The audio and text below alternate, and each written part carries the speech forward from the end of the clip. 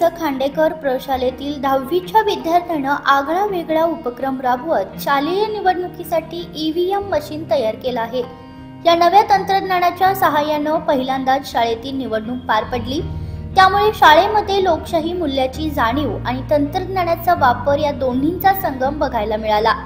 येथील 10वीच्या विद्यार्थ्यांना आपल्या कल्पकतेचा वापर करून आर्डिनो बोर्डवर आधारित ईव्हीएम मशीन बनवलं आहे। माझे नाव हितेश दीपक माली। मी खांडेकर प्रशालयामधील इयत्ता 10वीचा विद्यार्थी। मी ईव्हीएम हा प्रकल्प बनवलेला आहे। ईव्हीएम म्हणजे इलेक्ट्रॉनिक वोटिंग मशीन। जेव्हा आपण 18 वर्षानंतर जे मोठे लोक असतात ते वोट द्यायला जातात तेव्हा आपल्याला पण एक उत्सुकता असते की तिथं काय असेल, कसं वर्क करते। मग त्याचंच मी रिसर्च करून मग त्याला मी इलेक्ट्रॉनिक वोटिंग मशीन बनवलेलं आहे। त्याच्यामध्ये मी आर्डिनो कीपॅड आणि डिस्प्ले वापरून C++ कोडिंग करून तयार केलेले आहे। माझे मार्गदर्शन म्हणून प्रमोद कुलकर्णी सर आणि आमच्या वर्ग शिक्षिका सौ राठोड टीचर त्यांनी मला मार्गदर्शन केले। आणि जेव्हा मी 8वीत होतो तेव्हा आमच्या सरांनी सांगितलेले की आपण ईव्हीएम तयार करायचं शाळेच्या जिमखाना निवडणुकीसाठी। मग त्यासाठी त्यानंतर त्यावेळी झालं नाही। मग त्यानंतर मी आता इयत्ता 10वी मध्ये ईव्हीएम तयार केलेले आहे। आम्ही ऑनलाईन त्याच्यासाठी माहिती ऑनलाईन घेतलेली आहे ChatGPT वरून AI, आणि त्याची कोडिंग मी ChatGPT आहे आणि मी पण थोडे त्याच्यात केलेली आहे कोडिंग। म्हणजे आता माझी 10th झाल्यानंतर असं ड्रीम आहे की AI/ML कोर्स करणार 10th नंतर। या खास मशीनच्या सहाय्याने विद्यार्थ्यांनी सुरक्षित, पारदर्शक आणि वेगवान पद्धतीने मतदानाचा अनुभव घेतला।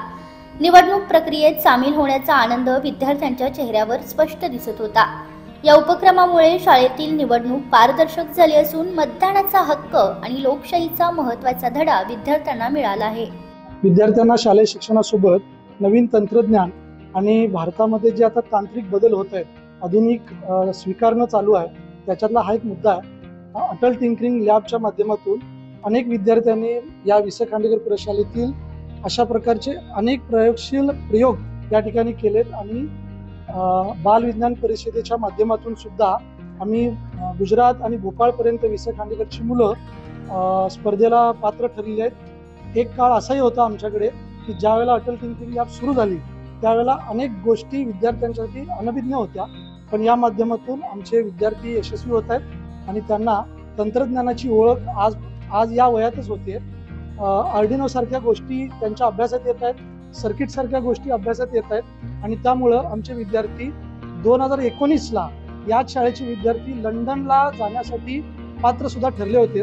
हे या खांडेकर प्रशालेचं वैशिष्ट्य आहे। आंतरभारतीय शिक्षण मंडळाच्या माध्यमातून ही शाळा चालवली जाते आणि जिल्ह्याला आणि राज्याला या शाळेचा अनेक प्रकारे आदर्श निर्माण केलेला आहे।